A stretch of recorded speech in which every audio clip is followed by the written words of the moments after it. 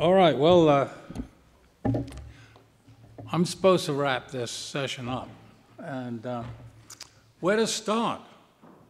I mean, well, in one way, it's obvious because, like everybody else, I need to begin my brief retrospect of these fascinating proceedings of the last 2 days by thanking the Collège de France and Professor Hublin for making it possible for us all to be here in honor of Yves Coppens.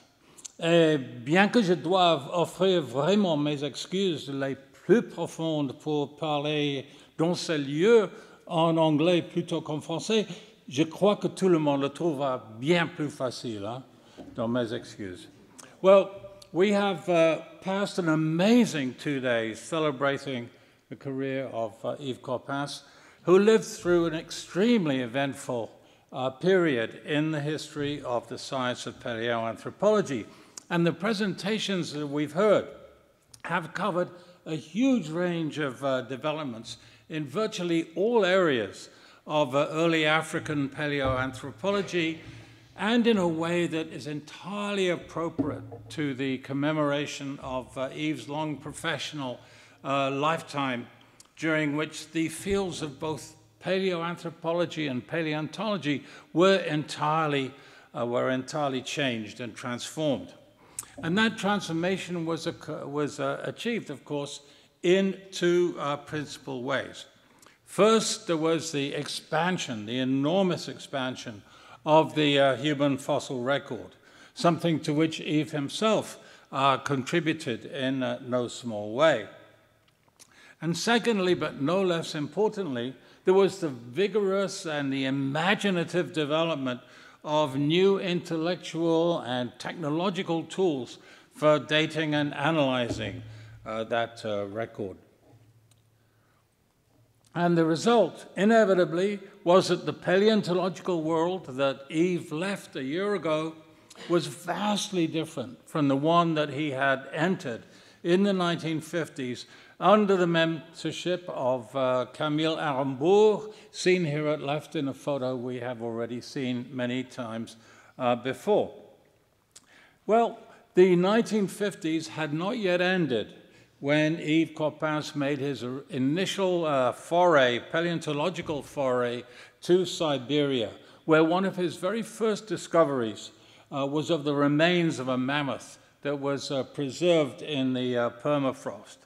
But in the end, his principal interest would prove to be in paleoanthropology, and this was, of course, exactly a time when it was just beginning to be widely acknowledged that the hominin subfamily had very deep roots indeed.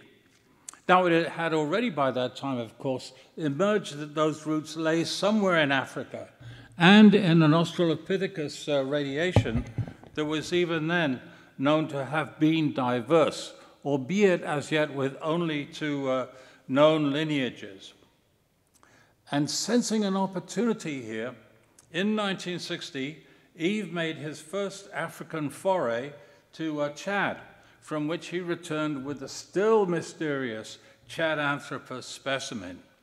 And then subsequently, of course, Chad would produce the Sahelanthropus and the Australopithecus Barrel-Ghazali fossils that Michel Brunet spoke about earlier in the conference, and that between them greatly expanded the distribution of the hominin subfamily, both in time and in space.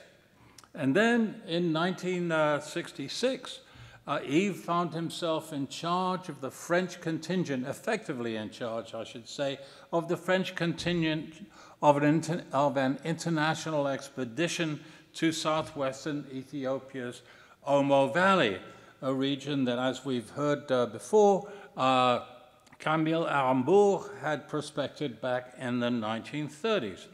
And the result of this was that in the next year, Arambourg and Coppens were able to announce the discovery of the very ancient 2.5 million year old edentulous mandible that they called Paraustralopithecus ethiopicus.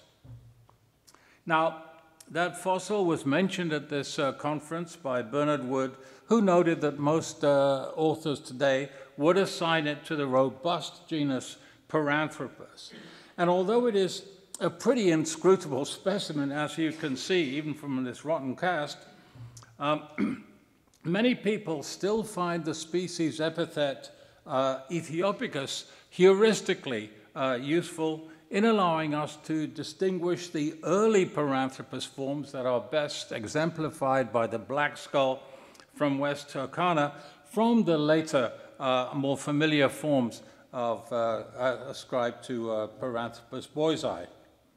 Well, as important as it was, the Omo work was quickly overshadowed by paleoanthropological studies, discoveries farther north in Ethiopia, and specifically at Hadar in the Afar region, of which we've heard a great deal already as well. And yesterday, Don Johansson eloquently described how he was introduced to Hadar by the geologist Maurice Taïb in 1972, and how the first hominin knee joint was found there in the next year, and how he discovered the Lucy skeleton in 1974. Well, in 1978, Eve joined Don and Tim White in describing the new species Australopithecus afarensis, which was a cooperative enterprise from which, for reasons of her own, Mary Leakey had dropped out at the last minute. And once the dating had indicated that the Hadar hominins were older than any of the South African Australopiths were believed to have been at the time, this search was on for yet older human antecedents. And at around the turn of the millennium, some strong contenders for this role began to show up. These included Michel Brunet's Sahelanthropus, described in 2002, and the 6 million-year-old Kenyan Aurorin tuganensis that Brigitte Senu and Martin Pickford had described the year before. But even those very early forms must obviously have had their own antecedents. And looking yet further back, Brigitte devoted her talk at this conference to reviewing the distribution of the latest Miocene hominoids in Africa and beyond.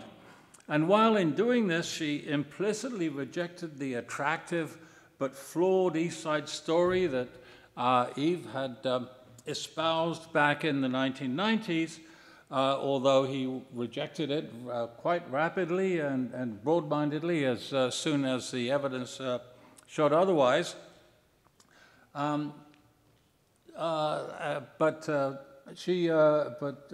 Brigitte actually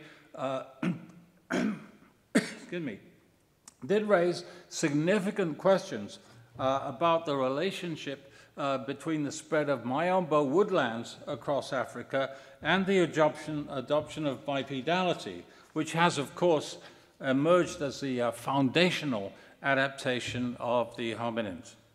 And Brigitte thereby raised the very important and by now very pervasive theme of environmental change and its relationship to both evolving ecosystems and to biotic interactions.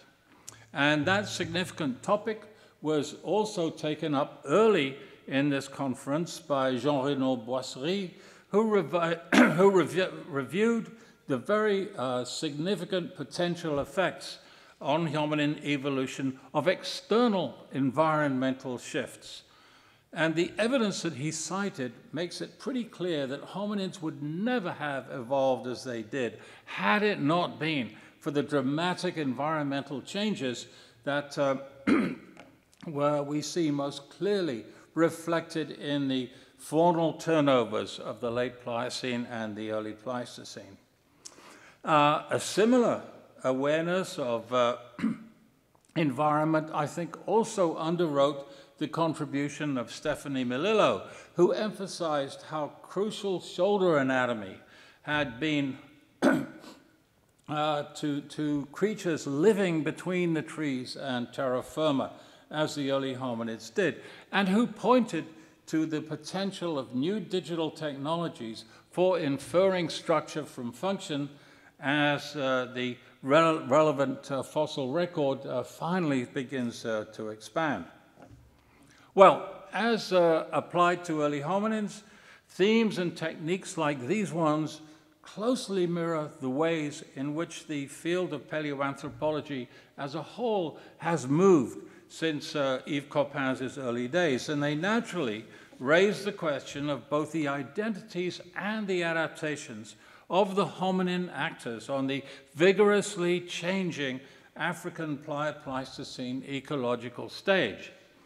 Now, those issues were addressed by several participants at this meeting, among them Zareh Alemseged, whose review suggested that while they were bipedal on the ground, members of Australopithecus remained significantly arboreal.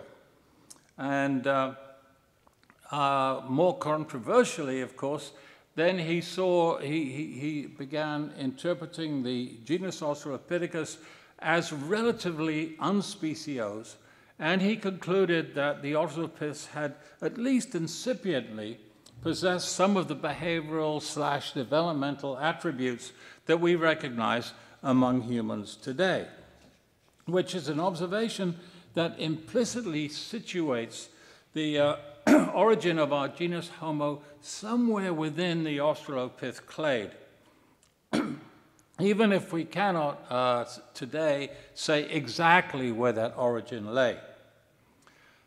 Now, taking an alternative standpoint, Johannes Haile Selassie adopted a very much more specifically taxonomic or systematic perspective in his presentation.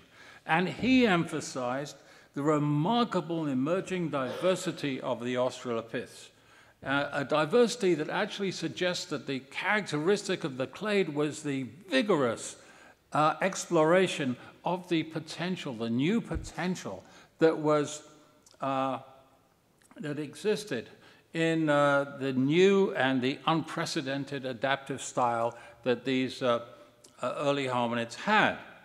And he illustrated that diversity very effectively and dramatically from the Ethiopian record by demonstrating the presence of as many as 3 different and distinctive hominin species at the Woranso-Mille sites, even as the Nibai Hadar boasted only 1 species, pointing to yet another set of issues that need to be addressed.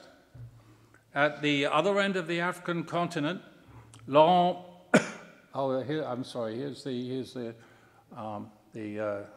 Woranso-Mille and the Hadar forms.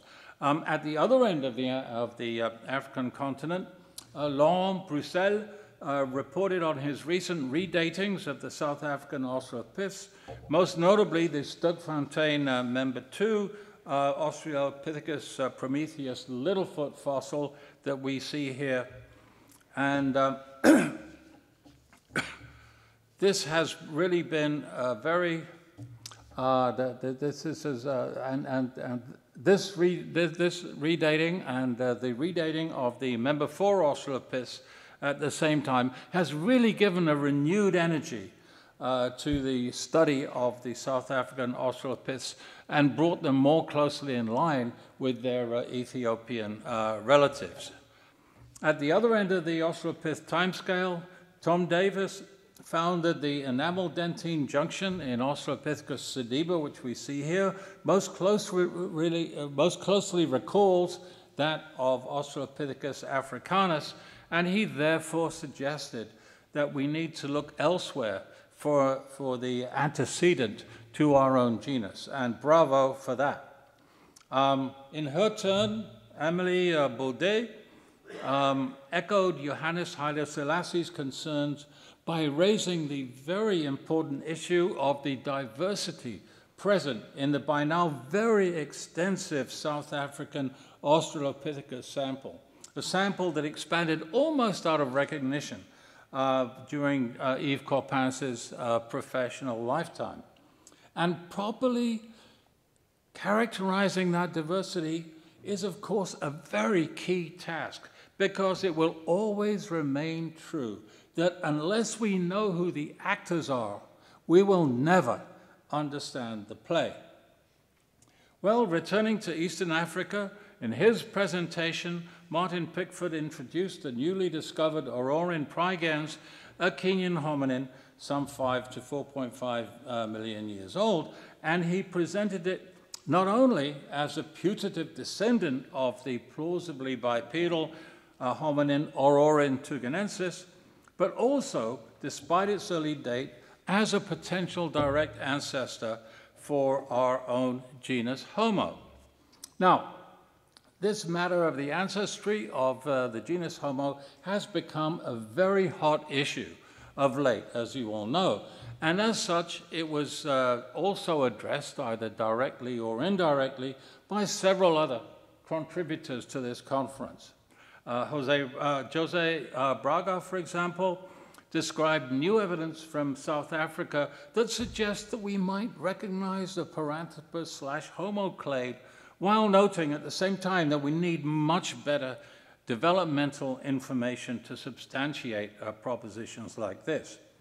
But provisionally at least, this notion fits very well with the demonstration by Jose and his colleagues that developmental differences existed between Cromdry Dreamolen Paranthropus and the juvenile Australopithecus africanus type specimen from Town. And this very important conclusion should also, I should mention, have the advantage of helping to resolve that annoying Prianthropus issue that somehow refuses to go away. In his turn, Clément Zanoli considered not only the African origins of the genus Homo, but also early Homo fossils or early fossils identified as Homo from outside that continent. And he argued that we need new and better ways of distinguishing early members of Homo from other ancient hominins. And that, of course, is something that we will never be able to do as long as we are stuck with the old Australopithecus versus Homo dichotomy. When trying to decide what something is from the early Pleistocene, the algorithm seems to be, well, it's not Australopithecus, so it must be Homo. Or it's Homo, not Homo, so it must be Australopithecus.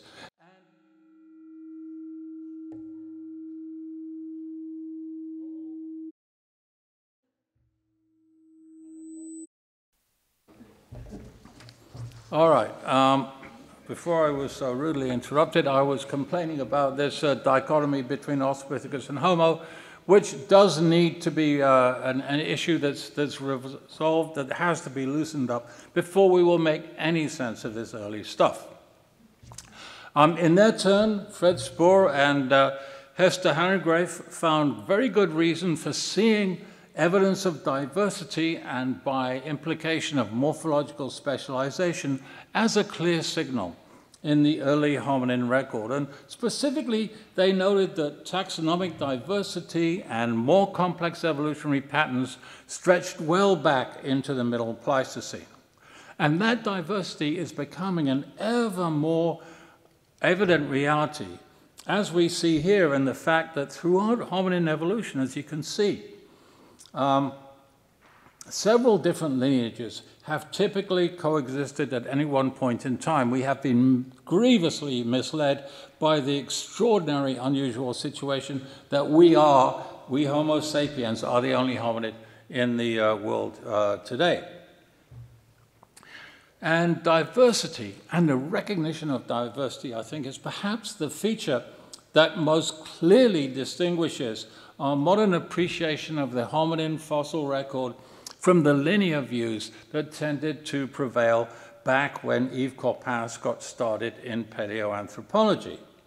Now, on the archaeological side, an issue of comparable conceptual significance to that is the introduction of stone tool making, of course. And that was, of course, without question, the most consequential of all hominin cultural innovations. And it was accordingly addressed by several different contributors at this conference. Now, to put this in context, when Yves Coppens went into paleoanthropology, Louis Leakey had just convinced a lot of his colleagues that tool making was the hallmark of our own genus Homo. And that, of course, was a notion that with the benefit of hindsight we can see was fatally misleading. But while Zerai, Lemseged, and others at the conference compellingly concluded that this complex and hugely consequential behavior was introduced actually by Australopiths, the question remains unresolved so far of exactly when and by whom this innovation was made. A debate continues, for example, over the complex and unusual phenomena from Lomekwi and Dikika.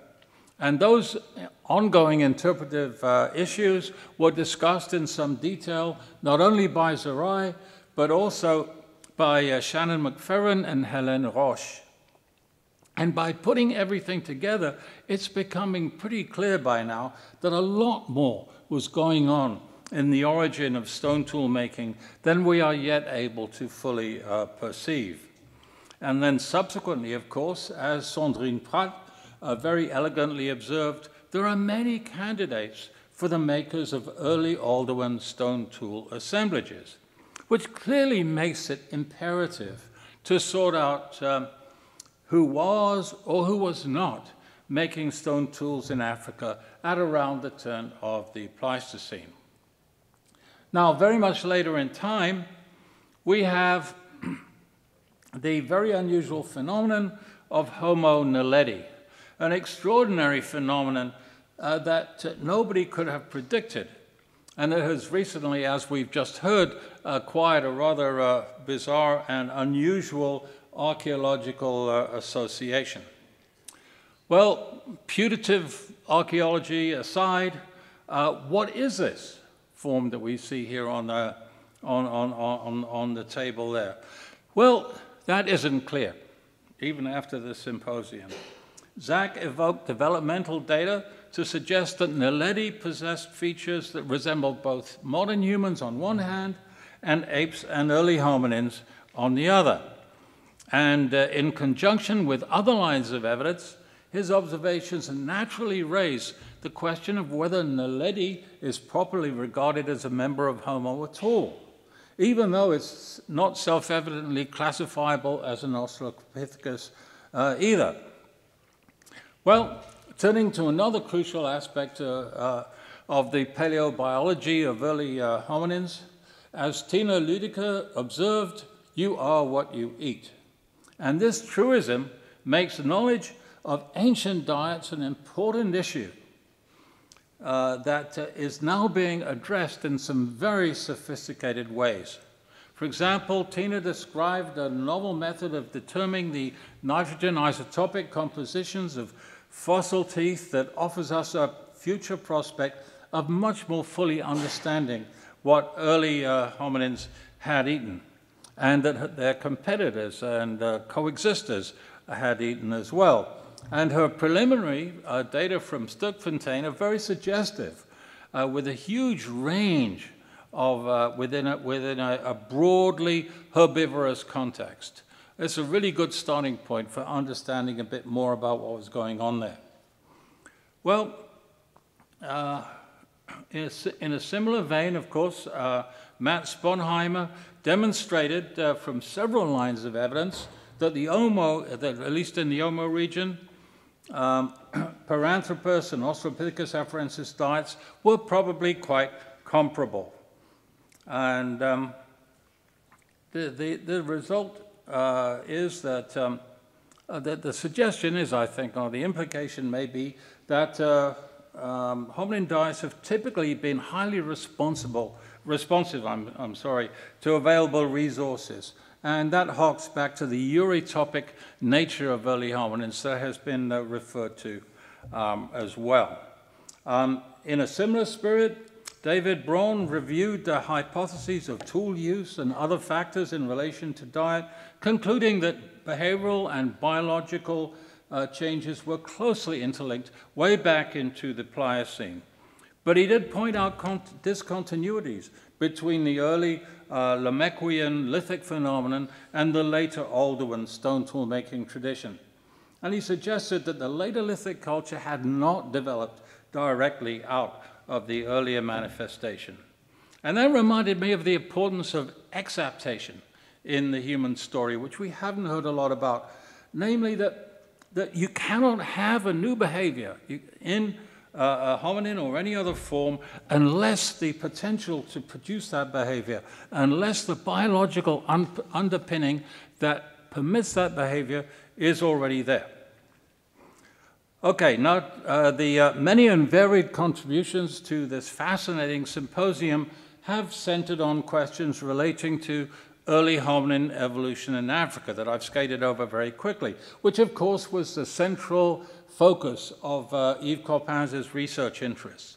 But they also very effectively mirror the many advances that revolutionized paleoanthropology as a whole over Yves' long career, in a continuing pattern that will always make our understanding of human evolution a work in progress.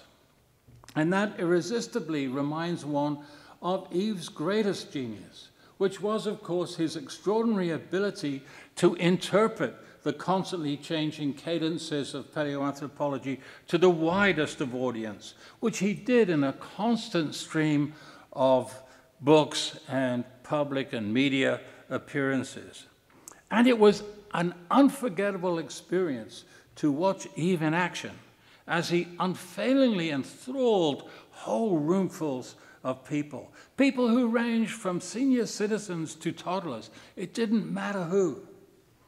Yves would talk softly into the microphone, and everybody would lean forward attentively, unwilling to miss a single word.